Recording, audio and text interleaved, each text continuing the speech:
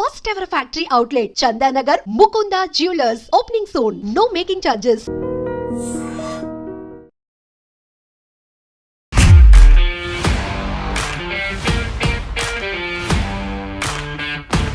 నమస్తే, నేను Kavitha. Welcome to I dream money matters with Anil AKV. Simplifying money, one episode at a time. Anil garu నమస్తే. So మనం episode 2లో ఉన్నాం. సో ఫస్ట్ ఎపిసోడ్లో మొత్తం మనీకి సంబంధించి పెట్టుబడులు కావచ్చు, దాన్ని ఎలా ఏమంటారు, దాన్ని ఇన్వెస్ట్ చేసుకోవాలి, దేంట్లో ఇన్వెస్ట్ చేసుకోవాలి, వీటి గురించి చాలా బ్రీఫ్గా మాట్లాడుకున్నాము. సో ఇప్పుడు ఏం చెప్పబోతున్నారు? డబ్బుకు సంబంధించి మనం ఏం మాట్లాడుకుంటున్నాం? మనం ఫస్ట్ చాప్టర్లో మాట్లాడింది డబ్బు అంటే ఏంటి ఫస్ట్ మాట్లాడాము. తర్వాత డబ్బు పుట్టుక గురించి మాట్లాడాము, బార్టర్ సిస్టమ్ గురించి మాట్లాడాము. దాని తర్వాత సాంప్రదాయబద్ధమైన పెట్టుబడుల గురించి మాట్లాడాము, ఫిక్స్డ్ డిపాజిట్ గురించి మాట్లాడాము, బంగారం గురించి మాట్లాడాము, మ్యూచువల్ ఫండ్ గురించి మాట్లాడాము. చిట్ ఫండ్స్ మటుకు ఒకటి వదిలేసాం మనము. చిట్ ఫండ్స్ గురించి స్పెసిఫికల్గా అది చర్చించాల్సిన అంశం కాదు ఈ కాలంలో. చిట్ ఫండ్స్ అనేవి మిస్లీనియస్ జమా పద్ధతిలోకి వస్తే అన్నాము. కానీ ఒక నిమిషం కూడా దాని గురించి చెప్తాను నేను. ఎందుకు కొంతమంది అడగొచ్చు ఎందుకు చిట్ ఫండ్స్ని మీరు వదిలేశారు అని. అంటే చిట్ ఫండ్స్ని ప్రభుత్వం గుర్తించింది. 1982 చిట్ ఫండ్ యాక్ట్ ఉంది మనకు. బట్ ప్రభుత్వం దాన్ని ఎలా గుర్తించిందంటే మనకు 3 టైర్ సిస్టమ్ ఉంటుంది బ్యాంకింగ్లో. First basic banks, core banking అంటాం. డిపాజిట్లు ఇవన్నీ చేయడం కూడా వాటి ఆర్బీఐ నియంత్రణలో ఉంటాయి, రిజర్వ్ బ్యాంక్ ఆఫ్ ఇండియా నియంత్రణలో ఉంటాయి బ్యాంక్స్ అనేవన్నీ కూడా.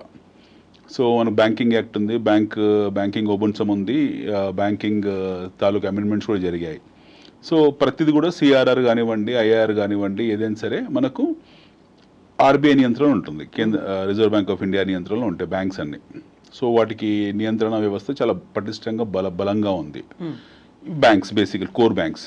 రెండోది వచ్చేసి ఎన్బిఎఫ్సీలు అంటాం మనం, నాన్ బ్యాంకింగ్ ఫైనాన్షియల్ కంపెనీస్. అంటే కార్ లోన్లు, ఆటో లోన్లు, క్రెడిట్ కార్డులు ఇవన్నీ కూడా మనకు ఎన్బిఎఫ్సి కింద వస్తాయి, నాన్ బ్యాంకింగ్ ఫైనాన్షియల్ కంపెనీస్. వాటి వడ్డీ రేట్లు కూడా నియంత్రణలో ఉన్నాయి. వాటిని కూడా ఆర్బీఐ నియంత్రిస్తుంది. ఎన్బిఎఫ్సి యాక్ట్ ఉంది, at the same time RBI కూడా నియంత్రిస్తుంది. బట్ వేరే చిట్ ఫండ్స్ వచ్చేప్పటికీ ఈ రెండిట్లోకి రాదు, ఈ రెండు కేటగిరీలోకి రావు. ఈ that then fall under this act. 1982 chit fund act ఒకటి ఉంది మనకు. బట్ స్టిల్ దాన్ని ఎలా గుర్తించింది, దాన్ని అంటే గుర్తింపు వరకు ఎంతవరకు, దాని పరిధి ఎంతవరకు అని అంటే that comes under miscellaneous non banking financial companies. Miscellaneous కింద పెట్టారు దాన్ని.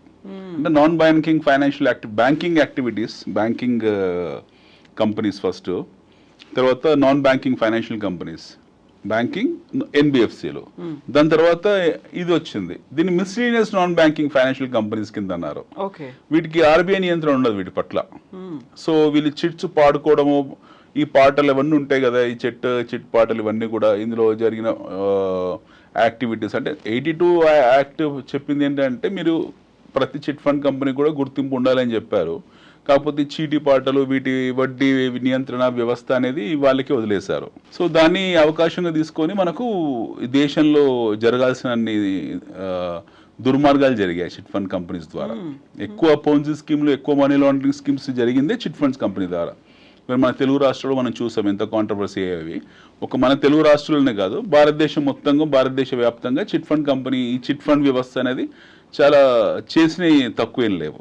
సో వాటి నెగిటివ్ దుష్పరిమాణాలు చాలా ఉన్నాయి. పబ్లిక్ బాగా సఫర్ అయ్యారు. సో అది ఎప్పుడైతే మిస్లీనియస్ కింద వచ్చిందో, దాని ఎన్బిఎఫ్సి కింద గుర్తింపు రాలేదు, ఇక దాని గురించి చర్చించాల్సిన అవసరం లేదు. నియంత్రణ లేని వ్యవస్థ కాబట్టి దాన్ని చర్చించాల్సిన అవసరం లేదు. వ్యక్తులు వాళ్ళ అవసరాలను బట్టి, వాళ్ళకున్న మైండ్ సెట్, వాళ్ళ థాట్ ప్రాసెస్, వాళ్ళ సాంప్రదాయబద్ధమైన పెట్టుబడులను దృష్టిలో పెట్టుకొని వాళ్ళు చిట్లు చేసుకుంటూ ఉంటారు. ఎందుకంటే మన పూర్వీకులు అందులో ఇన్వాల్వ్ అయ్యారు కాబట్టి చేస్తూ ఉంటారు. ఇంటి పక్కన వీధుల్లో, సందుల్లో అక్కడక్కడ చిట్ చేస్తారు. కొన్ని కంపెనీస్ పెట్టారు, కొన్నిటికి రికగ్నేషన్ ఉంది. ఇప్పుడు లేటెస్ట్గా ప్రతి చీటీ ప్రభుత్వం 5 ఏళ్ల కన్నా కూడా ఎక్కువ చీటీ ఉంచకూడదని చెప్పారు. ఏ చీటీ అయినా సరే 5 years కన్నా ఎక్కువ ఉండకూడదు. కానీ కొంతమంది 7 years 10 years అలా నడిపే వాళ్ళు కూడా ఉన్నారు. సో ఇవన్నీ కూడా గందరగోళం. వీటికి నిజంగా వీటిని మనం ఈ బాస్కెట్లో చర్చించే అర్హత పొందిన ఇన్స్ట్రుమెంట్ ఇది. సో మనం when we are talking about niche products, అంటే నియంత్రణలో ఉన్న ప్రొడక్ట్స్ గురించి మాట్లాడుతున్నప్పుడు, మ్యూచువల్ ఫండ్స్ గురించి, లేకపోతే స్టాక్ మార్కెట్స్ గురించి, బ్యాంక్ ఫిక్స్డ్ డిపాజిట్ గురించి, బంగారం గురించి, when we are talking about niche products, most safe and secure havens గురించి మాట్లాడుతున్నప్పుడు ఇలాంటి మిస్లీనియస్ ప్రొడక్ట్స్ గురించి మాట్లాడడం అనేది Okay. It's Got not it. Good. Got it. Okay, ఆ బాస్కెట్ లోకి రావు ఇవి, మిస్లీనియస్ ప్రొడక్ట్స్ అంటారు వీటిని. Yeah. సో వీటికి అర్హత లేదు. సో దీని గురించి చర్చించాల్సిన అవసరం లేదు. Next when we talk about, మనం గోల్డ్ మాట్లాడాము, ఎఫ్డి మాట్లాడాము, we spoke about mutual funds, we spoke about ఇప్పుడు ఈ మిస్లీనియస్ గురించి చెప్పాము. తర్వాత ఇన్వెస్ట్మెంట్స్లో వచ్చింది ఇప్పుడు లాస్ట్ 20-25 ఇయర్స్లో మనకు వచ్చిన అతిపెద్ద విప్లవం mutual fund. So mutual fund విప్లవం ఎందుకు వచ్చిందని అంటే, దానికి నిన్న అనుకున్నట్టు ప్రతిసారి ఎవరో ఒకరు విజిల్ బ్లో చేస్తారు. మొదట్లో మీకు ఇంత వస్తుంది అంత వస్తుందని చెప్తారు. 1992 బుల్ మార్కెట్ తర్వాత, హర్షద్ మెహతా స్కామ్ తర్వాత చాలా పెద్ద యాక్సిడెంట్ జరిగింది స్టాక్ మార్కెట్స్లో. స్టాక్ మార్కెట్ పట్ల ఒక రకమైన విముఖత ఏర్పడింది ప్రజలకు. అది సెటిల్ డౌన్ కావడానికి 3-4 సంవత్సరాలు పట్టింది. And at the same time what is stock market అనేటువంటి ఒక తెలుసుకోవాలి అనేటువంటి ఉత్సుకత కూడా పెరిగింది కదా. పెరిగింది. అదే ప్రతి యాక్సిడెంట్లో, ప్రతి ప్రమాదంలో మనకు ఒక విజిల్ బ్లో జరుగుతుంది. దాని గురించి ఒక అవగాహన ఏర్పడుతుంది. ఒక దారిలో వెళ్తున్నాము, we're travelling on a road. ఆ రోడ్డు మీద వెళ్తున్నప్పుడు ఏం జరుగుతుంది, ఆ రోడ్డు బాగుంటే దాని గురించి ఎవరు చర్చించారు. సపోజ్ ఆ రోడ్డు బాగాలేదు, వంకర తింకరగా ఉంది, 2-3 ప్రమాదాలు జరిగాయి, అప్పుడు దాని గురించి చర్చ వస్తుంది. అక్కడ ఫ్లైఓవర్ వేయడమో లేకపోతే రోడ్డు వెలుపు చేయడమో ఇంకేదో చేస్తారు, ఒక మంచి పరిణామం కింద మారుతుంది. అలాగే స్టాక్ మార్కెట్స్లో మన దేశంలో మన ప్రయాణం మనం అనుకున్నట్టు 1991లో జరిగింది. నూతన ఆర్థిక సరళీకృత విధానాల తర్వాత మన ప్రయాణం మొదలైంది. ఈ ప్రయాణం మొదలైన తర్వాత స్టాక్ మార్కెట్ని చాలామంది మిస్అడ్వాంటేజ్ కింద తీసుకున్నారు దాన్ని. సో మనకు ఈ ట్రెడిషనల్ ఇన్వెస్ట్మెంట్ ప్రాసెస్ నుంచి మనం షిఫ్ట్ అయ్యాము 1991 తర్వాత. నూతన ఆర్థిక సరళీకృత విధానాలు ఏర్పడ్డ తర్వాత మనకు స్టాక్ మార్కెట్స్ భారతదేశంలో అంతమందికే ఉన్నాయి మార్కెట్స్. కాకపోతే బుల్ మార్కెట్ ప్రజలని ఒక చైతన్యపరిచింది. తెలియకుండా హర్షద్ మెహతా స్కామ్ లో చాలా మంది ఇరుక్కుపోవడము, అందులో పెద్ద పెద్ద పొలిటీషియన్స్, బ్యూరోక్రాట్స్ ఎంతో మంది ఉన్నారు. లాట్ ఆఫ్ బిగ్ హవాలా రూపం అంటే ఏంటి, మనీ ఎట్లా తరలిస్తారు, హవాలా ఇంకొకటి. హవాలా అనేది మార్కెట్ లో మొదట్లో ఉండేది, తర్వాత నియంత్రణ వ్యవస్థ అని అదే అంటున్నాను. సెబీ అప్పుడు ఇంటర్ఫేర్ అయింది. అంటే సెబీ పాఠాలు ప్రతి యాక్సిడెంట్లో మనం పాఠాలు నేర్చుకుంటూ వెళ్తుంటాం కాబట్టి సెబీ కూడా ఎన్నో రకాలుగా పాఠాలు నేర్చుకుంటూ వచ్చింది. Securities exchange board of India. మన దేశంలో స్టాక్ మార్కెట్ ప్రారంభం కావడం కూడా చాలా విచిత్రంగా ప్రారంభమైంది. గుజరాతీ కాటన్ టెక్స్టైల్స్ అంటే ఈ వ్యాపారవేత్తలు ఎవరుతున్నారో, చేనేత పరిశ్రమ, అప్పుడే పవర్ లూమ్స్ వచ్చిన వాళ్ళు ఎవరుతున్నారో, ఒక బ్యాచ్ ఓ 10-15 మంది కూర్చొని ఈ దలాల్ స్ట్రీట్ దగ్గర రావి చెట్టు కింద కూర్చునే వాళ్ళు. ఒక 150 ఏళ్ల క్రితం 1860-1865 ఆ టైంలో కూర్చొని వాళ్ళ ట్రేడింగ్ యాక్టివిటీ చేయడం కోసము వాళ్ళు మొదటిసారి బ్రిటిషర్స్ని, అప్పటికి లండన్ స్టాక్ ఎక్స్చేంజ్ చూసి వాళ్ళు స్ఫూర్తి పొంది బాంబే స్టాక్ ఎక్స్చేంజ్ స్టార్ట్ చేశారు. చాలా పెద్ద చరిత్ర మనది. సో అప్పుడు మొదలైంది ఆ ప్రయాణం. మొదలై ఒక పద్ధతి ప్రకారం వెళ్తూ అందులో ఎక్కువ పార్టిసిపేషన్ లేదు ఇండియాలో. మన పార్టిసిపేషన్, రీటైల్ పార్టిసిపేషన్ లేదు. ఏదో కొంతమంది కంపెనీస్ లిస్ట్ అయ్యాయి. ఆ లిస్ట్ అయిన వాటిలో కొంతమంది షేర్ హోల్డర్స్గా ఉండేవాళ్ళు, తెలిసిన వాళ్ళు, చదువుకున్న వాళ్ళు. అది కూడా బాంబే వరకు పరిమితం అయ్యేది. బాంబే స్టాక్ ఎక్స్చేంజ్ బొంబాయిలో ఉండేది కాబట్టి మనకు బాంబే వరకు పరిమితం చేశారు. కానీ అంత విస్తృతంగా దాని పరిచయం ప్రజలకు జరగలేదు దాని గురించి. ఎప్పుడైతే మనకి 1991 రెజల్యూషన్స్ కొత్తగా ఫామ్ అయ్యాయి, న్యూ ఎకనామిక్ పాలసీస్ వచ్చాయో, అప్పుడు మన మన్మోహన్ సింగ్ గారు ఫైనాన్స్ మినిస్టర్గా ఉండేవాళ్ళు, స్వర్గీయ భారతరత్న శ్రీ పివి నరసింహారావు గారు మన ప్రధానమంత్రిగా ఉండేవాళ్ళు. వాళ్ళు తీసుకున్న అద్భుతమైన చర్య అవుతుందో మన ఆర్థిక సరళీకృత విధానాలు, గ్లోబలైజేషన్, ఇది జరిగిన తర్వాత, ప్రపంచీకరణ జరిగిన తర్వాత మనకు చాలా మటుకు కంపెనీస్ ఏవైతే ఉన్నాయంటే అవన్నీ మార్కెట్లోకి వచ్చాయి. పబ్లిక్ ఐపీఓలు అంటారు మనం, ఇనిషియల్ పబ్లిక్ ఆఫర్స్కి వచ్చాయి. వచ్చిన తర్వాత వాళ్ళందరూ కూడా కంపెనీస్ని ఫ్లోట్ చేశారు. అందులో పబ్లిక్ పార్టిసిపేషన్ అని, ప్రైవేట్ పార్టిసిపేషన్ అని, ప్రైవేట్ ఈక్విటీ ఫండ్స్ అని, ఫారెన్ ఇన్స్టిట్యూషన్ ఇన్వెస్టర్స్ అని, డొమెస్టిక్ ఇన్స్టిట్యూషనల్ ఇన్వెస్టర్స్ అని రకరకాలుగా విండోస్ ఏర్పాటు చేసి కంపెనీస్ని ఎస్టాబ్లిష్ చేశారు. ఆ ప్రయాణం వల్ల ఈ రోజు కూడా సాగుతూ వచ్చింది. ఈ 33 ఏళ్ళ ప్రయాణం అనేది ఇప్పటికీ ఈ స్థాయికి వచ్చాం మనం. బట్ ప్రతిసారి ఏదో యాక్సిడెంట్ జరుగుతూనే ఉంటుంది. Every time we have some accidents. ఆ యాక్సిడెంట్స్ నుంచి మనం గుణపాఠాలు నేర్చుకుంటూ ఉంటాము, దాని ఆ వ్యవస్థను పటిష్టపరుచుకుంటూ వస్తాము. సో ఇది డబ్బుతో వ్యవహారం కాబట్టి, కంపెనీస్తో వ్యవహారం కాబట్టి, రెగ్యులేటర్తో వ్యవహారం కాబట్టి, ఇందులో డొమెస్టిక్ ఇన్ఫ్లోస్ ఉంటాయి, ఫారెన్ ఇన్ఫ్లోస్ ఉంటాయి, రకరకాల ఇన్ఫ్లోస్ ఉంటాయి, అవుట్ఫ్లోస్ ఉంటాయి. సో ఎప్పుడైతే హ్యూజ్ మనీ ఇన్వాల్వ్ అయింది ఇందులో, ఇలా ర్యాకెట్స్ కూడా ఉంటాయి సహజంగా. మనకు మొదటి ర్యాకెట్ జరిగింది హర్షద్ మెహతా టైంలో 1992లో. ఫేక్ కంపెనీస్ని పంప్ అండ్ డంప్ కంపెనీస్ని తీసుకొచ్చారు మార్కెట్లో, రూపాయి విలువ చేయని దాన్ని 10,000, 50,000, ₹1,00,000 తీసుకెళ్లారు, సంపాదించారు. కొంతమంది జైలు పోయారు, కొంతమంది సూసైడ్ చేసుకున్నారు. ఎవరైతే ఇన్వెస్టర్స్ ఉన్నారో చాలా మంది సూసైడ్ చేసుకున్నారు. షెల్ కంపెనీలు అంటే ఏంటి అనేది అప్పుడే తెలిసింది. అప్పుడే తెలిసింది. షెల్ కంపెనీస్ ఇప్పటికి ఉన్నాయండి, ఈ రోజు కూడా వెరీ ఫస్ట్ గా అప్పుడు ఇలా అవుతుందా, అలా అలా అలా జరిగింది. దాని తర్వాత ఆ దుష్పరిణామం తర్వాత మళ్ళీ మనకు కేతన్ పారేఖ్ కలకత్తా నుంచి ఆపరేట్ చేసేవాడు అతని ద్వారా మళ్ళీ మార్కెట్లో ఇవన్నీ జరిగాయి. తర్వాత మనము నిఫ్టీ వచ్చింది. అప్పటి వరకు BSE ఉండేది, బాంబే స్టాక్ ఎక్స్చేంజ్. తర్వాత నేషనల్ స్టాక్ ఎక్స్చేంజ్ స్టార్ట్ చేశారు.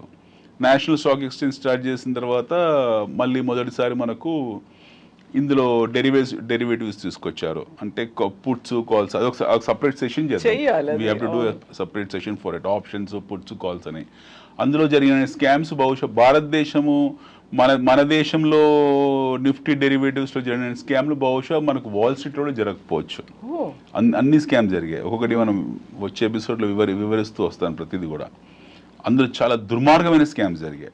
కొన్ని వందల మందికి 2008, 2009లో ఆత్మహత్యలు చేసుకున్నారు. అందులో ప్లెంటీ ఆఫ్ పీపుల్. మీకు సూరత్లో, అహ్మదాబాద్లో అలాంటి ప్రాంతాల్లో రోజు 10-15 శవాలు తెలియవి జనాలు ఆత్మహత్యలు చేసుకొని. సో ఇలాంటి ఇలాంటి హత్యలు ఏవైతే ఉన్నాయో, ఆర్థిక హత్యలు అంటారు వీటికి హంతకులు కనపడరు మీకు. ఇందులో హంతకులు ఎక్కడ దొరకరు. వ్యవస్థని ఒక హంతక పాత్ర వహిస్తుంది. సో ఈ హత్యల్లో ఇవి ఆత్మహత్యలు అనడానికి కూడా లేదు, హత్యలు అనడానికి కూడా లేదు. మొత్తానికి మరణాల మటుకు కామన్గా ఉంటాయి అందులో. సో ఈ మరణాల వెనుక అమాయకత్వము, తెలియనితనము ఎక్కువ ఉంటుంది ఈ డెరివేటివ్ సిస్టమ్. మోసపోవడం అంటే ఏం లేదు. ఎవరిని మోసం చేయరు, సిస్టమ్ ని ఏం మోసం చేయరు. ఇది ఒక ఆట, ఒక జూదము. ఈ ఆటలో తెలియని వాళ్ళు వెళ్తారు, లక్షలు పెడతారు, పోగొట్టుకుంటారు. ఆ జూదం ఎప్పటికీ ఉంది, ఈ రోజు కూడా ఉంది. సో ఇదొకటి, దీని గురించి కూడా చర్చిద్దాము. నెక్స్ట్ వచ్చేప్పటికి ఏం జరిగిందని అంటే, సో స్టాక్ మార్కెట్లో ఎప్పుడైతే కొత్త కంపెనీస్ లిస్ట్ అవడం మొదలుపెట్టాయో, వ్యవస్థ కూడా మారుకుంటూ వెళ్ళింది. అంటే రీటైల్ ఇన్వెస్టర్స్ ఎవరైతే ఉంటారో వాళ్ళ పార్టిసిపేషన్ కూడా పెరగడం మొదలుపెట్టింది. అట్ ది సేమ్ టైం మనకు అప్పటికే ఉన్న మ్యూచువల్ ఫండ్ కంపెనీస్ ఏవైతే ఉన్నాయో వాళ్ళు కూడా పెరగడం మొదలుపెట్టారు. సో ప్రతి బ్యాంక్ కూడా తనకంటూ ఒక మ్యూచువల్ ఫండ్ కంపెనీని ఏర్పాటు చేసుకుంది. సో మ్యూచువల్ ఫండ్స్ అనేది చాలా మోస్ట్ పవర్ఫుల్ ఇన్స్ట్రుమెంట్ కింద మారింది, సేఫెస్ట్ ఇన్స్ట్రుమెంట్ కింద మారింది. సో మ్యూచువల్ ఫండ్లో అవతవగలు ఇలాంటివి జరగడానికి వెసులుబాటు లేదు. బట్ స్టిల్ ఒకటి జరిగింది మన దగ్గర, ఒకటి యూటీఐ వాళ్ళది. అది పెద్ద గుణపాఠం నేర్పింది. ఆ గుణపాఠంలోంచి మన యాంఫీ లాంటివి పుట్టడము, అందులో ఎవరి భర్తలు అమ్మడానికి వీలు లేకుండా చేయడము, మ్యూచువల్ ఫండ్స్ కూడా ఒకప్పుడు IPOs అని వచ్చేవాళ్ళు. సో ఇప్పుడు మన లిస్టెడ్ కంపెనీస్ ఎవరైతే మనం IPOs అంటామో, ఇనీషియల్ పబ్లిక్ ఆఫర్, ప్రజలకు మీ భాగస్వామ్యం కాండి అని చెప్పి వస్తారో, అలాగే మ్యూచువల్ ఫండ్ కంపెనీస్ కూడా IPO అనేవాళ్ళు. వాళ్ళు కొత్త ఫండ్ లాంచ్ చేసిన ప్రతిసారి దాన్ని IPO అనేవాళ్ళు. తర్వాత అందులోంచి గుణపాఠాలు నేర్చుకున్నారు మన వాళ్ళు. మ్యూచువల్ ఫండ్ రెగ్యులేటర్స్ కానివ్వండి, సెబీ కానీ నేర్చుకొని కొన్ని గుణపాఠాలు నేర్చుకొని వాటిని మీరు IPOs అనకూడదు, FPOs అనాలి, న్యూ ఫండ్ ఆఫర్స్ అనాలి తప్పిస్తే IPOs ఎలా అంటారని చెప్పేసి ఆ పేరు మార్చి దాన్ని కూడా పటిష్టంగా ఏర్పరిచారు. బట్ నెట్ ఏంటంటే మీరు మ్యూచువల్ ఫండ్ కంపెనీస్ చాలా బలమైనవి. మన దేశంలో mutual fund companies are very strong. 5-10% returns ఇవ్వడంలో తేడా ఉంటుంది తప్పిస్తే మనకు ఈ 30 సంవత్సరాల ప్రయాణంలో మ్యూచువల్ ఫండ్ కంపెనీస్ని ప్రజల్ని మోసం చేసిన దాఖలాలు ఎక్కడ లేవు. సో అందుకే దాన్ని నిర్దిష్టంగా ఏంటంటే ఇన్వెస్టర్స్, పెట్టుబడిదారులు ఎవరుతుంటారో వాటిని బ్లైండ్గా నమ్ముతారు, ప్రతి నెల SIP చేసుకుంటూ వెళ్తారు అందులో. So it's a very good investment. So ఇంతవరకు మనం మాట్లాడుకున్న పెట్టుబడుల్లో we spoke about fixed deposit. నేను అనుకున్నాం, మనం ఇన్ఫ్లేషన్ని ప్రభుత్వం అమ్ముతుంది, అధికారికంగా ప్రభుత్వం ద్రవ్యోల్బణాలను అమ్ముతుంది, ప్రజలు అమాయకంగా దాన్ని కొనుక్కుంటారు. ఓకే, అధికారికంగా అమ్మే వస్తువుని అమాయకంగా కొనుక్కుంటారు. ఈ వస్తువు ఏతుందో దాని గురించి దాన్ని ఇన్వెస్ట్మెంట్గా చూడకూడదు. రెండోది వచ్చేప్పటికి బంగారమే అవుతుంది. బంగారం ఖచ్చితంగా పోర్ట్ఫోలియోలో ఉండాల్సిందే. బంగారము ఏదైతే ఉందో దాని కాస్ట్ ఆఫ్ ఎక్స్కవేషన్ ఎక్కువ ఉంటుంది. కొత్త మనకు బంగారు గనులు ఉన్నా, లేకపోతే భవిష్యత్తులో ఒకవేళ గనులు కనుక్కున్నా సరే వాటిని వెలికితీత కార్యక్రమం అవుతుందో ఆ ప్రక్రియ ప్రహాసం అనేది చాలా అత్యంత ఖరీదైంది, బంగారం కన్నా ఖరీదైంది. సో అది సాధ్యపడదు. సో బంగారం క్షేమంగానే ఉంటుంది, అందులో క్షేమంగా నిక్షేపంగా అలాగే ఉంటుంది, పెరుగుకుంటూనే పోతుంది. గత 100 సంవత్సరాలు ట్రాక్ తీసుకున్న అదే గ్రాఫ్లో కంటిన్యూ అవుతుంటుంది. సో బంగారం సేఫ్ హెవెన్, అందులో అనుమానం పెట్టుకోవాల్సిన అవసరం లేదు. తర్వాత కరెన్సీ ముద్రణ ఎలా జరుగుతుందని మనం అనుకున్నాము. కరెన్సీ ముద్రణ బంగారం విలువను బట్టి ఒక స్థాయిలో జరుగుతుంది. సో ప్రభుత్వాలకు అది సేఫెస్ట్ డిపాజిట్ కిందనే లెక్క అది. సో ప్రజలు కూడా దాన్ని నమ్ముతారు బంగారాన్ని. ఈ మూడోది కమోడిటీస్. నాలుగోది వచ్చేప్పటికి మ్యూచువల్ ఫండ్. సో నా మ్యూచువల్ ఫండ్స్ ఏవైతే ఉన్నాయో ఇవి మనం ఇంతసేపు అనుకున్నట్టు మ్యూచువల్ ఫండ్స్లో ప్రజలు ఖచ్చితంగా భాగస్వామ్యం కావాలి. దేశం అభివృద్ధి చెందుతుంది, కొత్త కొత్త కంపెనీస్ వస్తాయి, కొత్త కొత్త ఐడియాస్ వస్తుంటాయి మార్కెట్లో. రకరకాల రంగాలు ఉన్నాయి. ఫార్మా రంగం ఉంది, ఔషధ రంగం ఉంది, మనకు హెల్త్ కేర్ రంగం ఉంది. ఔషధ రంగం 2 రకాలుగా విడిపోయింది ఇప్పుడు. బేసిక్ ఫార్మా, హెల్త్ కేర్ 2 రకాలుగా విడిపోయింది. మనకు ఇన్సూరెన్స్ కంపెనీస్ కొత్త సెక్టర్ వచ్చింది. ఆటోమొబైల్ కంపెనీ ఉంది. ఆటోమొబైల్లో మళ్ళీ మనకు 2 వీలర్ ఉంటుంది, ప్యాసింజర్ వెహికల్స్ ఉంటుంది, కమర్షియల్ వెహికల్స్ ఉంటుంది, తర్వాత కార్గో వెహికల్స్ ఉంటాయి, మళ్ళీ సివిల్ ఏవియేషన్ మనకు సపరేట్గా ఉంది. అదే కాకుండా ఆటో ఎక్విప్మెంట్స్ ఉన్నాయి సపరేట్గా. ఐటీ రంగం ఉంది, మళ్ళీ ఐటీఎస్ ఉంది సపరేట్గా అందులో. ఇప్పుడు కొత్తగా న్యూ ఏజ్ కంపెనీస్ మొదలయ్యాయి. ఇప్పుడు ఆర్టిఫిషియల్ ఇంటెలిజెన్స్ కానివ్వండి, లేకపోతే యాప్స్ కానివ్వండి, డెలివరీ యాప్స్ కానివ్వండి, ఇలాంటివి తయారయ్యాయి. సో ఆర్థిక వ్యవస్థ విస్తృతం అవుతుంది. ఎక్స్పాండ్ అవ్వకుంటూ వెళ్తున్న కొద్దీ న్యూ ఏజ్ కంపెనీస్ వస్తూ ఉంటాయి. కొన్ని పేలుతుంటాయి, కొన్ని నిలబడుతూ ఉంటాయి. ఈ మ్యూచువల్ ఫండ్లో పెట్టే ఇన్వెస్ట్ చేసుకునే వాళ్ళకి వీటితో సంబంధం లేదు. ఎందుకంటే ఫండ్ మేనేజర్స్ ఉంటారు అందులో. ఆ ఫండ్ మేనేజర్స్ డిస్క్రిప్షన్ మీద, అతని రీసెర్చ్ మీద, వాళ్ళకున్న అవగాహన మీద వాళ్ళు మంచి కంపెనీస్ పిక్ చేసుకొని వాటిని ఎప్పటికప్పుడు కొనడం, అమ్మడం లాంటివి చేస్తూ ఉంటారు.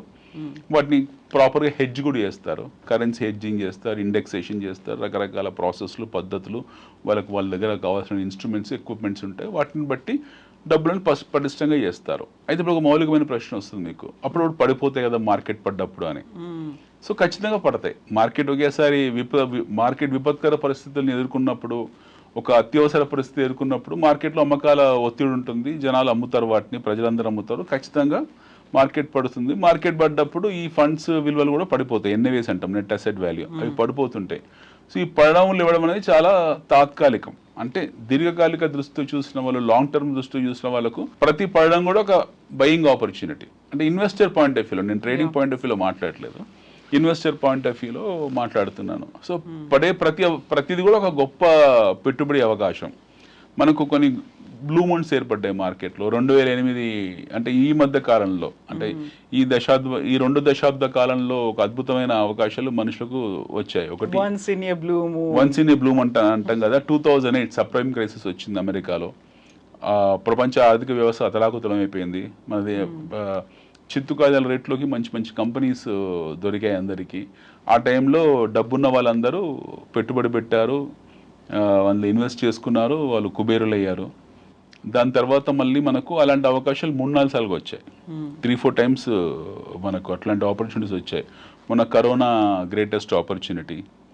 కరోనా రావడం కూడా గొప్ప ఆపర్చునిటీ. ఆల్మోస్ట్ 50-60-70% వరకు అన్ని ఫండ్ విలువలు పడిపోయాయి, షేర్ విలువలు పడిపోయాయి. ఆ టైంలో ఇన్వెస్ట్ చేసిన వాళ్ళందరూ కూడా చాలా విత్ ఇన్ నో టైం వాళ్ళకు గొప్ప గొప్ప రిటర్న్స్ వచ్చాయి. ఆ తర్వాత ప్రపంచమే మారిపోయింది, పూర్తి స్థాయిలో ప్రపంచ వ్యవస్థనే మారిపోయింది. కరోనా అనేది ఇందాక అనుకున్న ఒక యాక్సిడెంట్ అది. సో కొత్త సెక్టార్స్ని సృష్టించింది. న్యూ ఏజ్ కంపెనీస్ అన్ని కరోనా తర్వాతనే వాటి విలువ ఏంటో తెలిసింది మనకు. ఇప్పుడు డెలివరీ కంపెనీస్ ఏవైతే ఉన్నాయో, ఫుడ్ డెలివరీ కంపెనీస్, వస్తు డెలివరీ కంపెనీస్, సర్వీస్ సెక్టర్ అంతా కూడా ఈ డెలివరీస్ కింద మారిపోయి ఆటోమేటిక్గా ఈ న్యూ ఏజ్ కంపెనీస్ కింద అవతారం చెందాయి అవి.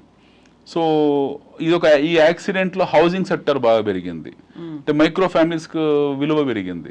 అంతవరకు అందరూ ఉమ్మడి కుటుంబ వ్యవస్థలో ఉండేవాళ్ళు. ఉమ్మడి కుటుంబ వ్యవస్థలో ఉంటే ఇలాంటి కంటీజియస్ జబ్బులు వచ్చినప్పుడు కుటుంబంలో స్ప్రెడ్ అవుతుంది, ఇన్ఫెక్షన్స్ అవన్నీ పెరుగుతాయి, ఇంట్లో సేఫ్టీ ఉండదని చెప్పేసి జనాలు ఆ టైంలో మైక్రో ఫ్యామిలీస్గా విడిపోయారు. ఒక అపార్ట్మెంట్, ఒకటే ఇల్లు ఉంటే కర్టన్స్ చేసుకోవడమో, శానిటైజర్ పెట్టుకోవడమో, ఐసోలేట్ చేసుకునే పరిస్థితికి వచ్చారు. దెన్ హౌసింగ్ సెక్టర్ చాలా పెద్ద భూమిలోకి వచ్చింది. 2020-21 తర్వాత హౌసింగ్ సెక్టర్ చాలా పెద్ద భూమిలోకి వచ్చింది. వాటి విలువ ఏంటో తెలిసిన జనాలకు. ఆ తర్వాత కన్స్ట్రక్షన్ యాక్టివిటీస్ విపరీతంగా పెరిగాయి. సో మీకు దాని తర్వాత మీరు చూడండి, మీకు కన్స్ట్రక్షన్ రిలేటెడ్ కంపెనీస్ అన్నీ కూడా, అంటే హౌసింగ్ రిలేటెడ్ కంపెనీస్ అన్నీ కూడా విపరీతంగా వాటి షేర్ విలువలు పెరిగాయి. కంపెనీస్ లాభాల్లోకి వచ్చాయి. సిమెంట్ ఇండస్ట్రీ కానివ్వండి, వాటి మీద డిపెండ్ అయిన యాన్సిలరీ ఇండస్ట్రీ కానివ్వండి, ఇవన్నిటివి పెరిగాయి విపరీతంగా, వాటి విలువలు పెరిగాయి. సో కరోనా అనే యాక్సిడెంట్ మనిషికి, ఇప్పుడు శానిటైజర్ ఉంది, శానిటైజర్ కరోనా కన్నా ముందు ఎవరికి తెలియదు కదా. హార్డ్లీ ఇప్పుడు హాస్పిటల్ ఐసీయూకి వెళ్తేనే మనం చూసేవాళ్ళం. వాళ్ళు ఎందుకు ఇలా పెట్టుకుంటారు, డాక్టర్లు నర్సులు ఎందుకు పెట్టుకుంటారు మనకు కూడా తెలియదు. అది ఏదో పెట్టుకునే వాళ్ళ చేతికి. సో కరోనా వచ్చిన తర్వాత మనకు వి అండర్స్టూడ్ ఇది దీనికోసం వాడతారా అని చెప్పి. సో యా, అయితే అనిల్ గారు ఇప్పుడు ఎర్లీ 90sలో అంటే 91, 92లో స్టార్ట్ అయినటువంటి ఆర్థిక విధానాలు కావచ్చు, కొత్తగా వచ్చినటువంటి పాలసీలు, ఇప్పటిదాకా టిల్ టుడే 2025 వరకు కూడా వచ్చినవన్నీ కూడా మేజర్ మార్పును తీసుకురావచ్చు, సడన్గా మళ్ళీ సంక్షోభానికి వెళ్ళొచ్చు. అయితే కొత్త పాలసీలు వచ్చినప్పుడు ఇమ్మీడియట్గా దానికి అట్రాక్ట్ అయిపోయి దాంట్లో పెట్టుబడులు పెట్టేవాళ్ళు, లేకుంటే దానికి సంబంధించి ఫలాలు అనేవి ఉంటాయి కదా, అవన్నీ ఎంజాయ్ చేసింది ఎవరు? బాగా డబ్బున్న వాళ్ళే కదా. కామన్ పబ్లిక్కి అవగాహన ఎంత టైం పట్టింది వాళ్ళ దాకా రీచ్ అవ్వడానికి? ఇవేవో ఉన్నాయి, మనము ఇందులో ఇన్వెస్ట్ చేయొచ్చు, లేకుంటే మనకి ఇంత లాభకరంగా ఉంటుంది అనేది చాలా టైంగా పట్టింటుంటుంది కదా. చాలా దురదృష్టకరమైన విషయం ఏంటంటే మన దేశంలో ఉన్న సమస్య ఏంటంటే ఆర్థిక శాస్త్రాన్ని మనము బేసిక్ ఎడ్యుకేషన్ కింద మార్చలేదు. మన ఎడ్యుకేషన్ సిస్టమే ఒక అనకూడదు కానీ చాలా అశాస్త్రీయమైన ఎడ్యుకేషన్ సిస్టమ్ మనది. మనకు చరిత్రకు, హిస్టరీకి, బాబర్ గురించి, అక్బర్ గురించి, ఔరంగజేబ్ గురించి చర్చించినంతగా పెట్టుబడుల గురించి మనం చర్చించలేదు. 10వ తరగతి వచ్చే టైంకు పిల్లలకు తెలిసిపోవాలి మ్యూచువల్ ఫండ్ కంపెనీస్ అంటే ఏంటి, స్టాక్ మార్కెట్స్ అంటే ఏంటి, పెట్టుబడులు అంటే ఏంటివి, ఎన్బిఎఫ్స్ అంటే ఏంటిది, miscellaneous non banking financial companies ఏంటేంటివి, ఇవన్నీ వాడికి 10th క్లాస్ లోపల తెలిసిపోవాలి. కానీ దురదృష్టవశాత్తు ఏంటంటే ఈరోజు మనం మాట్లాడుకుంటున్నాం, ఇందులో చూసే వాళ్ళకి 90% జనాలకు కూడా తెలియదు ఇవేంటో. అవును. ఎందుకనంటే ఆ ఎడ్యుకేషన్ మన దగ్గర లేదు. సో ఎవరికి వాళ్ళు స్వయంగా నేర్చుకోవాల్సిన పరిస్థితి ఏర్పడింది. ప్రభుత్వము ప్రోత్సహించి, ప్రభుత్వము ప్రజలకు అవగాహన కల్పించాల్సిన ప్రభుత్వ పెద్దలకి అవగాహన లేదు. నేను ఎంతోమందితో మాట్లాడుతుంటాను, చాలా మందితో. వాళ్ళు అంటారు ఇది షేర్ మార్కెట్, ఇది ఏమంటారు దాన్ని, ఇది క్యాసినో, ఇది గుర్ర పందాలు అంటే చదువుకున్న వాళ్ళు. I'm talking about senior most bureaucrats కూడా ఈ మాట అంటారు.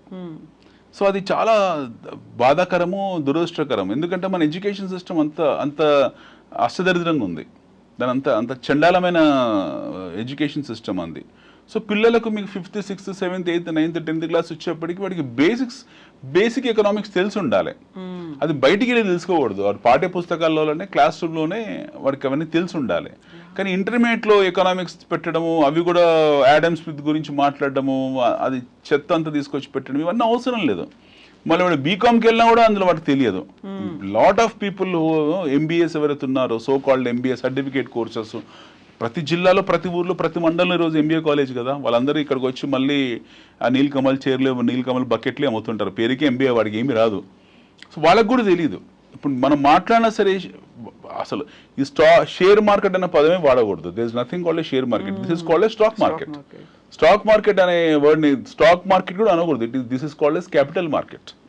ఓకే, క్యాపిటల్ మార్కెట్ అనే పదాన్ని stock market refund, capital market is correct. But మనం దాని షేర్ మార్కెట్, జూదము, క్యాసినో ఇలా మాట్లాడుతుంటారు. So this shows there no IQ levels. వాళ్ళ ఇంటెలిజెంట్ కోయిన్షియన్ ఇంత దరిద్రంగా ఉంది. సో దీనికి కారణం ఎవరంటే మన విద్యా వ్యవస్థని కారణం దానికి. మన విద్యా వ్యవస్థలోని లోపాల తాలూకు అవుట్పుట్ బై ప్రొడక్టే ఈ ఐక్యూ లెవెల్స్. సో వీళ్ళకి తెలియదు, జనాలకు వీటి పట్ల అవగాహన లేదు. ఎందుకు అవగాహన లేదంటే మన అవగాహన ఏర్పరచలేదు కాబట్టి. ప్రైవేట్ ఉద్యోగులే కాదు, ప్రభుత్వ ఉద్యోగాలే కాదు, బాగా చదువుకున్న వాళ్ళకు కూడా తెలియదు దీని గురించి. సో అది దురదృష్టకరం. ఇప్పుడు మనం మాట్లాడేస్తుంది మ్యూచువల్ ఫండ్ కంపెనీస్ ఎలా అభివృద్ధి చెందాయి. సామాన్య ప్రజలకి రీచ్ అవ్వడానికి ఎంత టైం పట్టింది? వాళ్ళు ఎప్పుడు దాన్ని వెల్కమ్ చేయడం స్టార్ట్? సామాన్య ప్రజలు 1991 తర్వాత తెలిసిన వాళ్ళు, చదువుకున్న వాళ్ళు పార్టిసిపేట్ చేసేవాళ్ళు. చదువుకున్న వాళ్ళు, అవగాహన ఉన్న వాళ్ళు. ఇది బాంబే సర్కిల్ వరకే పరిమితమైంది. సో 96, 97, 98 ఆ పీరియడ్లో మనకు కొంచెం మ్యూచువల్ ఫండ్ కంపెనీస్లో టాకింగ్ అబౌట్ మ్యూచువల్ ఫండ్ కంపెనీస్లో పార్టిసిపేషన్ మొదలైంది. 2001, 2002 Y2K తర్వాత డబ్బులు ఎప్పుడైతే రావడం మొదలైందో, ఎస్పెషల్లీ డాలర్స్ ఎప్పుడైతే రావడం భారతదేశానికి మొదలైందో, పెట్టుబడి విధానం కూడా మారడం మొదలైంది. సో మనం మాట్లాడుకోవాల్సింది 1991 మన ప్రయాణం మొదలైంది, ఆర్థిక ప్రయాణం మొదలైంది. దేశ ప్రగతి కానివ్వండి, లేకపోతే దేశ ప్రయాణం కానివ్వండి, మనం మొదలైంది 91 తర్వాత. 1991 తర్వాతనే మన ప్రయాణం మొదలైంది. అంతకుముందుకున్న ప్రయాణం లెక్కేయాల్సింది లేదు. అంతకుముందుకున్న పేదరికము, కంప్లీట్ పావర్టీ మనం ఉన్నది. We're nothing but nice version of Somalia. 1990 కన్నా బిఫోర్ ఉన్న భారతదేశానికి సోమాలియాకు పెద్ద తేడా ఏం లేదు. రెండు ఒకటే.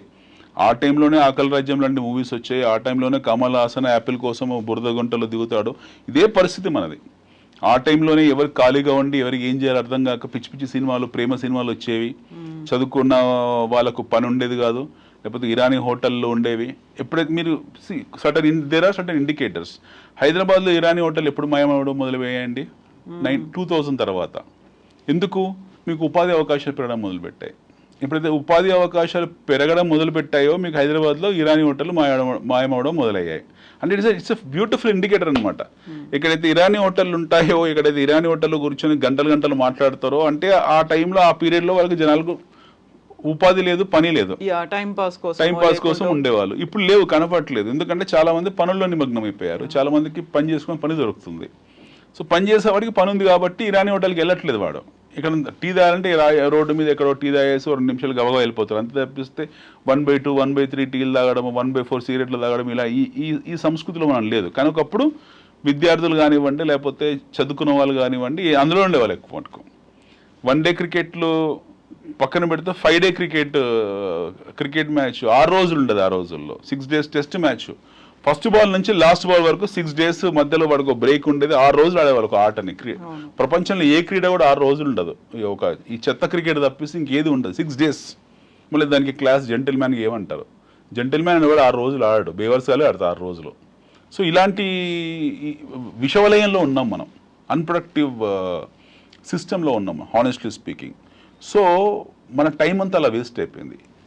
అంత 91 బిఫోర్ అంతా కూడా మన ఉత్పాదక సమయము, ఉత్పత్తి సమయం మొత్తం కూడా ఇలాంటి వాటిలో వెళ్ళిపోయింది. 91 తర్వాత ఎప్పుడైతే మన ప్రయాణం మొదలైందో, నూతన ఆర్థిక సరళీకృత విధానాలతో మన ప్రయాణం మొదలైందో, మనం ఇందాక అనుకున్నట్టు జనాలకు పని దొరకడం మొదలైంది. సంస్థలు రావడము, విదేశీ పెట్టుబడులు రావడము. అంతవరకున్న ఎల్ఐసి నుంచి ప్రైవేట్ ఇన్సూరెన్స్ కంపెనీస్ రావడము. అంతమంది కేవలం బజాజ్ చేతకు మాత్రమే ఉండేది లైసెన్స్ రాజ్ సిస్టంలో. తర్వాత మీకు రకరకాల బైక్స్ మీరు చూడడం మొదలుపెట్టారు. మీకు టెక్నాలజీ మార్పు చెందింది, ప్రపంచవ్యాప్తంగా టెక్నాలజీ వచ్చింది, మొబైల్ ఫోన్ వాడకం పెరిగింది. అంతమంది ఎస్టీడీ బూతుల ముందు గంటలు గంటలు నించిన వాళ్ళు. అక్కడ నుండి మనం మెల్లిగా మొబైల్ ఫోన్లోకి వచ్చాము. సో వస్తు వినిమయం ఎప్పుడైతే పెరిగిందో వాటి సంస్థలు కూడా పెరగడం మొదలుపెట్టాయి. సంస్థలు పెరగడం మొదలుపెట్టాయి, వస్తు వినిమయం అవసరం కింద మారిపోయింది. ఆటోమేటిక్గా ఈ కంపెనీస్ అన్నీ కూడా మనకు స్టాక్ ఎక్స్చేంజ్లో లిస్ట్ అవ్వడం మొదలుపెట్టాయి. ఇవన్నీ లిస్ట్ అయ్యి ఎప్పుడైతే 200, 300, 500 కంపెనీస్ నుంచి ఈరోజు మనం 10,000 కంపెనీ, 12,000 కంపెనీస్ లిస్ట్ అయి ఉన్నాయి మార్కెట్లో. వీఆర్ అబౌట్ 12,000 companies which are in India which got listed in stock markets. So 12,000 సంస్థలు ఉన్నాయి మనకు. సో ఆటోమేటిక్గా ఏమవుతుంది, మ్యూచువల్ ఫండ్ కంపెనీస్ కూడా పెరిగాయి.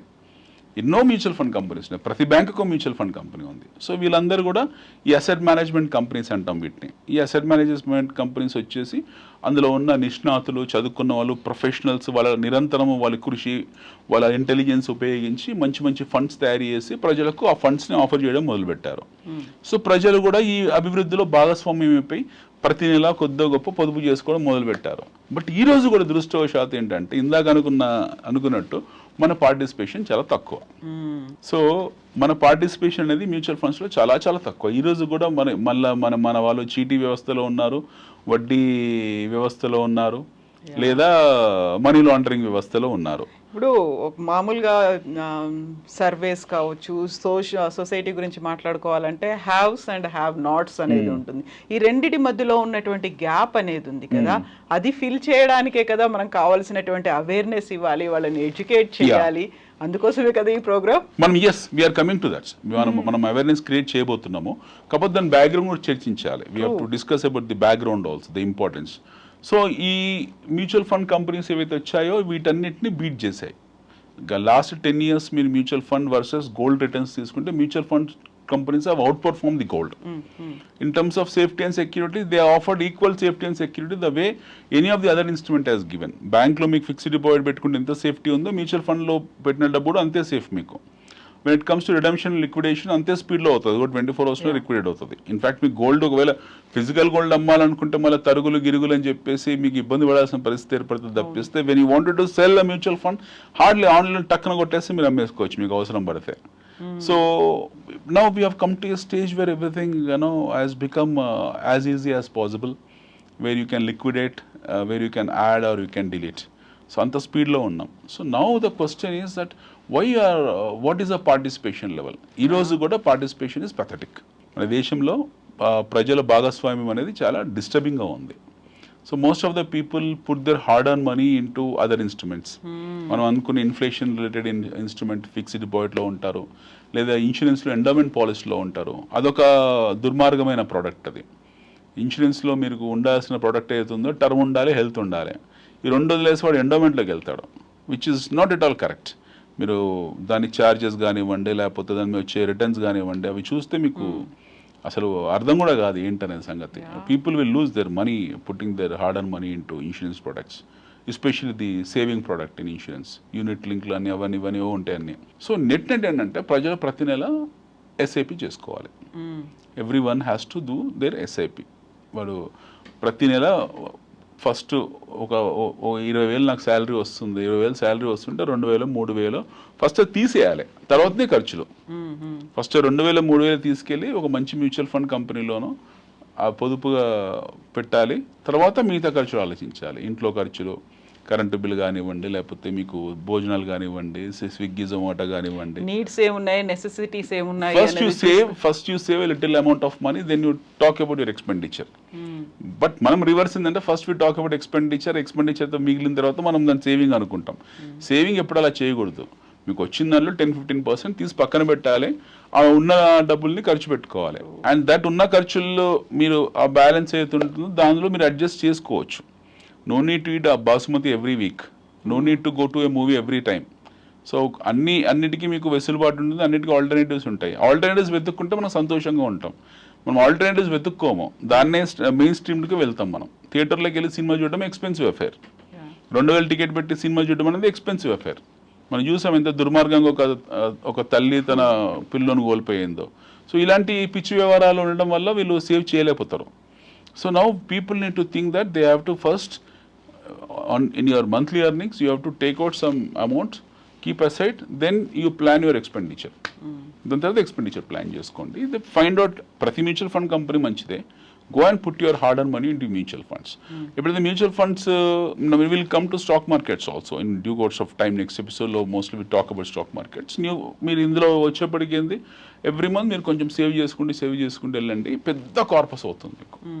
5 years 10 years 15 years 20 years period of టైంలో, ఈ లాంగ్ హొరైజన్లో మీకు చాలా పెద్ద కార్పస్ అవుతుంటుంది. ఎట్ ది సేమ్ టైం మీకు ఇందాక అనుకున్నట్టు there is always a golden time, golden period, our market always offers some beautiful blue moons. మధ్య మధ్యలో మార్కెట్స్ పడుతూ ఉంటాయి. ఇప్పుడు లాస్ట్ 6-7 months నుంచి మార్కెట్స్ కరెక్షన్లో ఉన్నాయి. In fact I think our correction is over now. ఇప్పుడు నిఫ్టీ మీకు తీవ్ర స్థాయిగా కరెక్ట్ అయింది. ఆల్మోస్ట్ 10-12-15% దాకా మార్కెట్ కరెక్ట్ అయ్యాయి, పడిపోయాయి. ఆ టైంలో ఎవరైతే పడ్డప్పుడు ఇన్వెస్ట్ చేసుకుంటారో వెళ్ళి మంచి కంపెనీస్లో, మంచి మ్యూచువల్ ఫండ్ కంపెనీస్లో, అది మళ్ళీ మీకు ఇమీడియట్గా డిస్కౌంట్ సేల్లో కొన్నట్టు అనమాట. ఓవర్ పీరియడ్ ఆఫ్ టైం మళ్ళీ మీకు అద్భుతమైన రిటర్న్స్ ఇస్తాయి. ఆ రిటర్న్స్ మీరు ఎంజాయ్ చేయొచ్చు. సో పడ్డ ప్రతిసారి మీకు ఫండ్ ఉంది, సపోజ్ 10 ఏళ్ళ నుంచి మీరు ఒక ఫండ్ తయారు చేసుకుంటూ వెళ్ళారు, ప్రతి నెల కడుతూ వెళ్ళారు. ఇలా పడ్డప్పుడు ఏంటంటే కొద్ది గొప్ప మీ దగ్గర ఏదో ఎమర్జెన్సీ కోసం పెట్టుకున్న డబ్బులు ఏవైతుంటే అవి తీసుకెళ్ళి పెట్టేసేయండి. You ensure that you keep that money in to that main corpus. Main కార్పస్లో అప్పుడప్పుడు అడిషనల్ అమౌంట్ యాడ్ చేస్తూ వెళ్ళండి. సపోజ్ మీరు ప్రతి నెల ఒక 5,000 రూపాయలు మ్యూచువల్ ఫండ్లో పెడుతున్నారు. సో మీకు మార్కెట్కి ఆపర్చునిటీ ఇచ్చింది, ఒక ఫాల్ వచ్చింది. ఆ టైంలో మీ దగ్గర డబ్బు ఉందనుకోండి, 20,000-30,000 అందులో పెట్టేసేయండి ఇమీడియట్గా. సో మెయిన్ ఫండ్కు ఇది యాడ్ అవుతుంది. So that your enhancement of corpus happens automatically. So this corpus will help you for greater expenses. Me greater expenses ఏముంటాయి, ఇంట్లో పిల్లల పెళ్ళిళ్ళు ఉంటాయి, వాళ్ళ ఎడ్యుకేషన్ ఉంటుంది, సొంత ఇల్లు కొనుక్కోవడం ఉంటుంది. అండ్ అన్నిటికన్నా గ్రేటర్ ఎక్స్పెన్స్ వచ్చేసి హెల్త్. అందరికి హెల్త్ ఇన్సూరెన్స్ ఉంటుంది, అఫ్ కోర్స్ హెల్త్ ఇన్సూరెన్స్ ఉంటుంది, that will take care. Your retirement would be your greater expenses. చాలామందికి పెన్షన్స్ ఉండకపోవచ్చు. ఓకే, మనలాంటి వాళ్ళు ఉంటారు, వీ డోంట్ హ్యావ్ పెన్షన్స్, వాళ్ళకు ఈ ఫండ్ యూజ్ అవుతుంది. ప్యాసివ్ ఇన్కమ్ అందరికీ ఉండదు, అందరికీ రెంటల్ ఇన్కమ్ ఉండదు. People think that we have passive income. Rental income, ఇప్పుడు ఒక ఇల్లు ఉంది, 2 పోర్షన్లు అద్దెకి ఇచ్చుకుంటారు, ఒక పోర్షన్లో వాళ్ళు ఉంటారు, ఓనర్స్ ఉంటారు. సో ఈ వెసులుబాటు అందరికి ఉండదు. సో అలాంటి వాళ్ళకు ఈ కార్పస్ హెల్ప్ చేస్తుంది. వాళ్ళకు this corpus will help them to very large extent in terms of their livelihood. So ఇలాగా ప్లాన్ చేసుకుంటూ వెళ్ళాలి. People should not get in to that fears. ఈ రోజు కూడా దురదృష్టవశాత్తు ఇలాంటి బ్యూటిఫుల్ ఇన్స్ట్రుమెంట్లో పార్టిసిపేషన్ చాలా తక్కువగా ఉంది. ఎంతమందికి ఉంటుంది? హార్డ్లీ ప్రతి 100 మందిలో ఈరోజు not even no what you call 30% of people are participating in this. 30% ప్రజలు కూడా ఇందులో పార్టిసిపేషన్ లేదు. చాలా తక్కువ మంది ఉన్నారు. మ్యూచువల్ ఫండ్ ఎస్ఐపి కట్టుకునే వాళ్ళు లేదా మ్యూచువల్ ఫండ్లో ఇన్వెస్ట్ చేసే వాళ్ళు చాలా తక్కువ మంది ఉన్నారు. మనం ఇప్పుడు విదేశాలతో కంపేర్ చేసుకుంటే మన అవగాహన రాహిత్యం అనేది చాలా ఎక్కువ. మన ఇంటెలిజెన్స్ ఏతుందో ల్యాక్ ఆఫ్ ఇంటెలిజెన్స్ చాలా చాలా ఎక్కువ మనకు. సో మన పార్టిసిపేషన్ మార్కెట్స్లో, క్యాపిటల్ మార్కెట్స్లో చాలా తక్కువ. అది మళ్ళీ ఇందాక ఎందుకు దానికి కారణం ఏంటంటే ఈ పొదుపు సాధనాల గురించి, పొదుపు వ్యవస్థ గురించి ఎవరు ఎడ్యుకేట్ చేయలేదు. సో మనలాంటి వాళ్ళు వచ్చి ఎడ్యుకేట్ చేయాల్సిన సామాజిక బాధ్యత స్వీకరించి మనం చెప్తున్నాం. ఇప్పుడు you have to go, you have to put your money here there అని మనం ఎందుకు చెప్తున్నాం అని అంటే ఈ చెప్పడం జరగలేదు కాబట్టి, ఈవెన్ మ్యాండేట్ చేయలేదు కాబట్టి. We have to propose even colleges. పిల్లలకు ఎవరైతే ఉంటారో, I'm telling you very honestly, కాలేజ్లో జాయిన్ అయిపోగానే డిగ్రీకి ఒక కుర్రోడు జాయిన్ అయ్యాడు. ఆ కాలేజ్ ప్రభుత్వం ఒక డిగ్రీ పాస్ చేయాలి, ఒక జియో పాస్ చేయాలి. ఆ డిగ్రీ పాస్ కాగానే మీరు ₹1,00,000 ఫీజు తీసుకుంటున్నారు. ఆ పేరు మీద 20,000 30,000 మీరు ఓ మంచి ఫండ్లో పెట్టించండి డబ్బులు, లేదా వాటితో ఎవ్రీ మంత్ 500 600 ₹1,000 సేవ్ చేయించండి భవిష్యత్తులో. So that you will get awareness about it. వాళ్ళ పేరెంట్స్తో చేయించండి, లేకపోతే వారితో ఏదో ఒక ప్రొడక్ట్ డిజైన్ చేసి వదిలేస్తే హీ విల్ కంటిన్యూ ఫర్దర్. వాడు ఉద్యోగంలోకి వెళ్ళిన తర్వాత అది కంటిన్యూ చేసుకుంటూ వెళ్తాడు. ఎట్ ది సేమ్ టైం ఆ ప్రాసెస్లో నేర్చుకుంటాడు, అవగాహన పెంచుకుంటాడు, ఇంకొన్ని కొత్త ఫండ్స్ని గురించి ఆలోచించడం మొదలు పెడతాడు, వాటిని 10 మందితో చర్చిస్తాడు.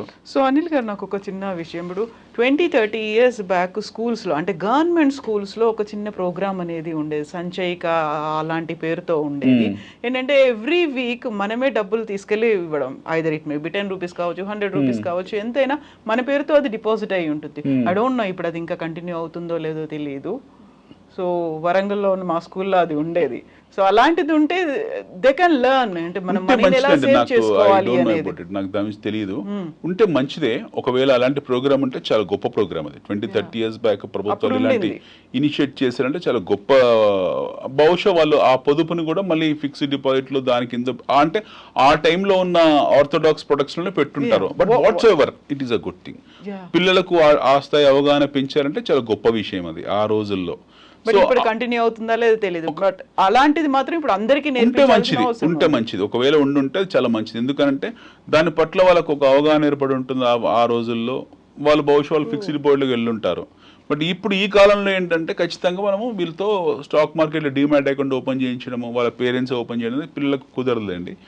అట్లీస్ట్ వాళ్ళ పేరు మీద వాళ్ళ పేరెంట్స్, కస్టోడియన్స్, గార్డియన్స్ ఎవరైతే ఉంటారో వాళ్ళతో మ్యాండేట్ చేయించి ఆ కార్పస్ చూయించేలా, ఆ డిపాజిట్స్ చూయించేలా చేస్తే బాగుంటుంది. ఇలాంటివి చెయ్యాలి. సో దట్ ఒకవైపు మనం అవేర్నెస్ క్రియేట్ చేసిన వాళ్ళు అవుతాము ప్రజల్లో. రెండోది ఈ కంపెనీస్లో పార్టిసిపేషన్ పెరుగుతుంది. ఈ రోజు ఏమైపోయిందంటే అభివృద్ధి చెందుతున్న మనలాంటి దేశం, we 5th largest economy on this planet. ప్రపంచంలో 5వ అతిపెద్ద ఆర్థిక శక్తి. మనం 3వ శక్తిగా వెతుకుతాం. 1-2 పాసిబుల్ కాకపోవచ్చు మన జీవిత కాలంలో. మన ముందు భవిష్యత్తు తరాలకు చూస్తారేమో 1-2. బట్ 3వ ఆర్థిక శక్తిగా మటుకు మీరు నేను చూస్తాం ఖచ్చితంగా.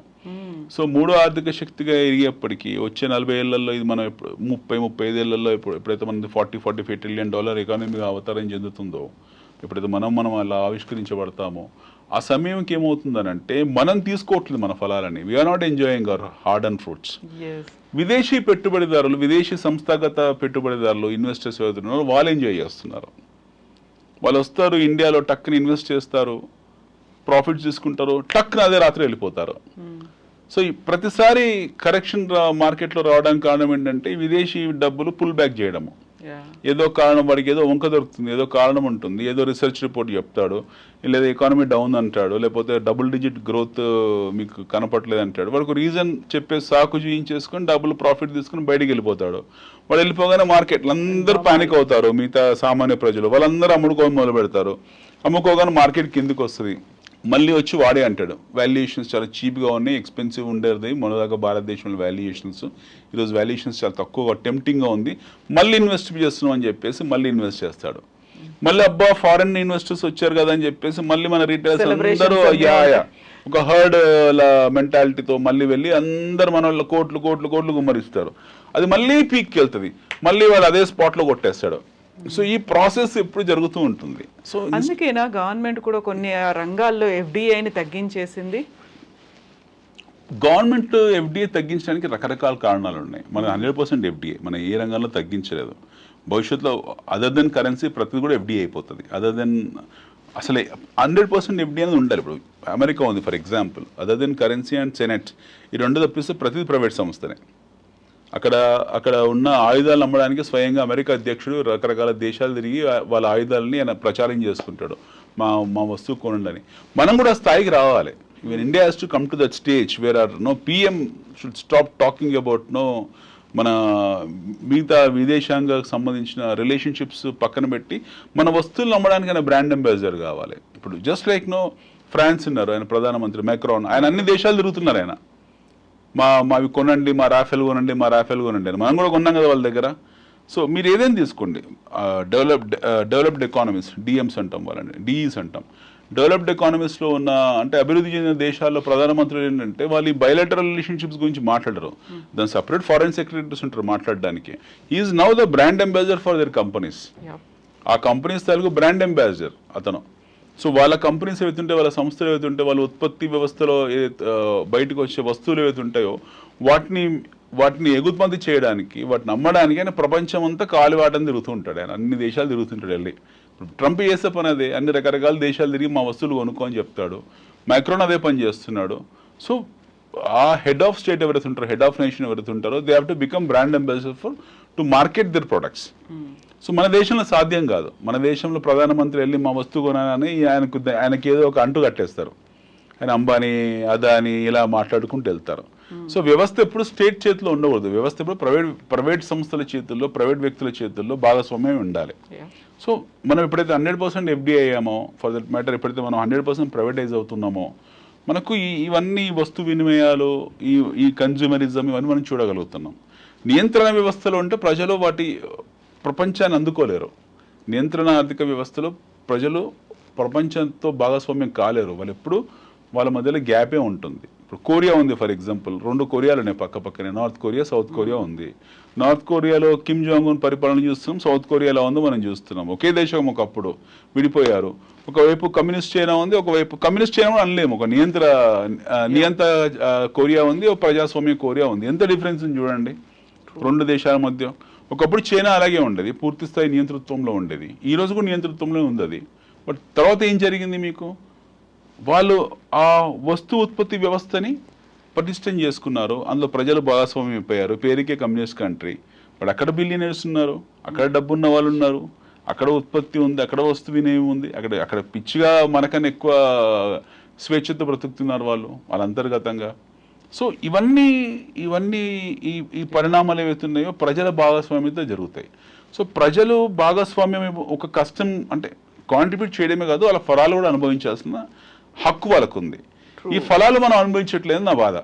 ఎగ్జాక్ట్లీ. మన ఎందుకు మీరు మ్యూచువల్ ఫండ్ కంపెనీస్లో మీరు పార్టిసిపేట్ చేయాలి, ఎందుకు స్టాక్ మార్కెట్స్లో మీరు పార్టిసిపేట్ చేయాలి అని అంటే, మీరు పార్టిసిపేట్ చేయకపోతే, మీరు ఇందులో భాగస్వామ్యం కాకపోతే ఇంకోటి వచ్చి భాగస్వామ్యం అవుతున్నాడు.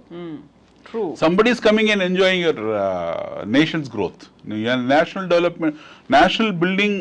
డెవలప్మెంట్ బిల్డింగ్లో మీరు ఉన్నారు, దేశ అభివృద్ధి పరచడంలో మీరు ఉన్నారు, నేషనల్ బిల్డింగ్ ఎక్సర్సైజ్లో మీరు భాగస్వామ్యం.